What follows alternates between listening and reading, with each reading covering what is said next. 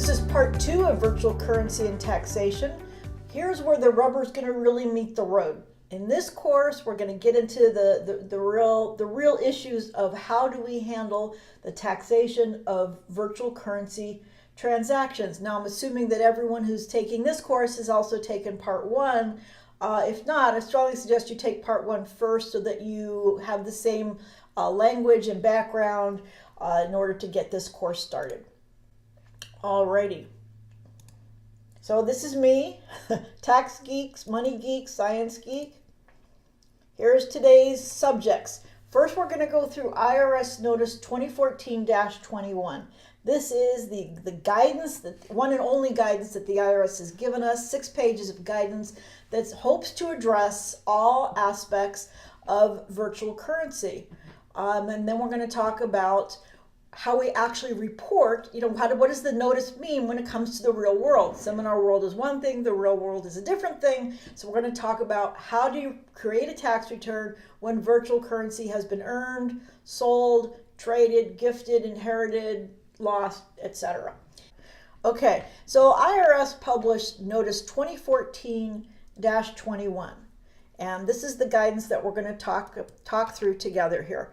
Now, I mentioned at the end of part 1 that as recently as 2013, the IRS had issued no guidance whatsoever on how to handle virtual currency transactions. Virtual currency's been around since 2009. So at this point, in 2013, it's been 4 years of virtual currency being in existence, people getting interested in it, and not a word from the IRS. So in 2013, the United States Government Accountability Office published a report to the Senate Committee on Finance. The report was called Virtual Economies and Currencies. Additional IRS guidance could reduce tax compliance risks. Now, any IRS guidance, never mind additional, any IRS guidance would have reduced tax compliance risks. The IRS responded in writing to the report saying, yeah, we know it's a problem if only we had the manpower to address the problem. And that was the end of that for a little while.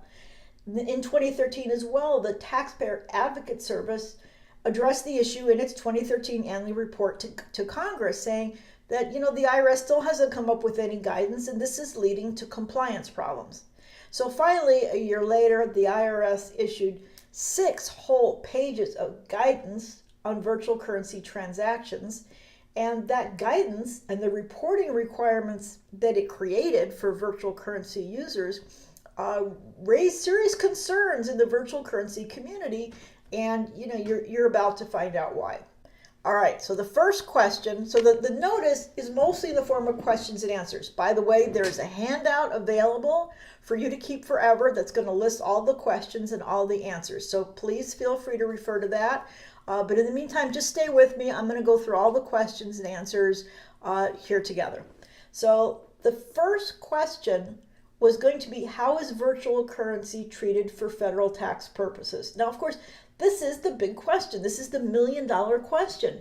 And at this point, nobody knew. Is it going to be treated like foreign currency, for example, which would certainly be taxed in a certain way? Was it going to be treated as securities? Or worst nightmare, was it going to be property? And the IRS's answer reads like this. For federal tax purposes, virtual currency is treated as property, which was everyone's last choice. General tax principles applicable to property transactions apply to transactions using virtual currency. Now, I will say that from a tax perspective, the IRS really had no choice. I've tried saying this to virtual currency users and had my head just about bitten off. But we tax preparers, we understand that this is not a security because there is no ownership interest. It isn't a foreign currency because it isn't a fiat currency for really any government on this planet, which could change at some point. But at this point, today, really there was no choice but to treat it as property. And we'll talk about why that's a problem as we go through this.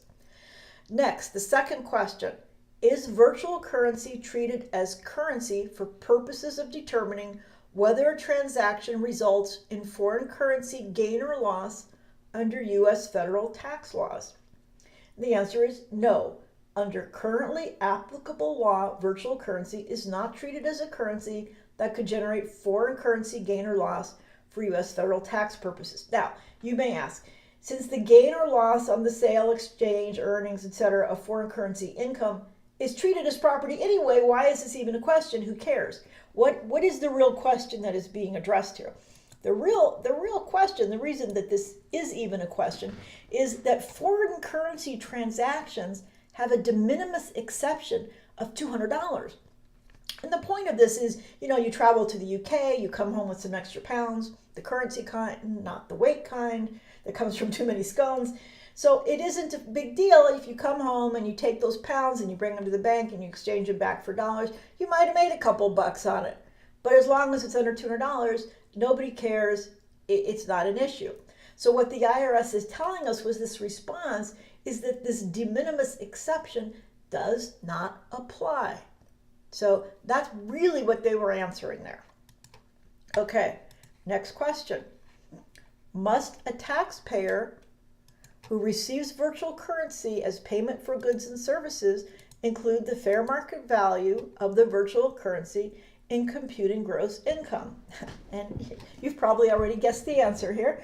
Yes, a taxpayer who receives virtual currency as payment for goods and services must, in computing gross income, include the fair market value of the virtual currency measured in US dollars as of the date that the virtual currency was received.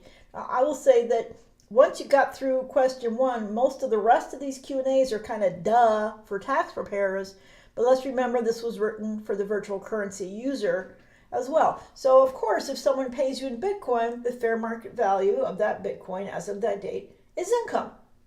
I mean, right? We all get this. This is no different than your employer saying, hey dude, I'm going to give you this 67 Chevy pickup instead of wages. The fair market value of that truck is income for you. This is, taxation 101. All right, fourth question. What is the basis of virtual currency received as payment for goods and services in the earlier question? And the answer is that the basis of virtual currency that a taxpayer receives as payment for goods or services is the fair market value of that virtual currency in US dollars as of the date of receipt. Now, this is interesting because it says date. It doesn't say date and time. And this is interesting because the fair market value of a virtual currency can fluctuate quite a bit in the course of any day. We'll talk about this again shortly.